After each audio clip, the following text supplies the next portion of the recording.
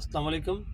Hello viewers, আমার মাউথার গান বাজানো যদি আপনাদের ভালো লেগে থাকে তাহলে আমার ফেসবুক, ইউটিউবে কমেন্ট, শেয়ার, ফলোয়ার দিবেন। ধন্যবাদ। আসসালামু আলাইকুম। এখন একটি মিউজিক পরিবেশন করব, সেটা হচ্ছে রূপের মাইয়া।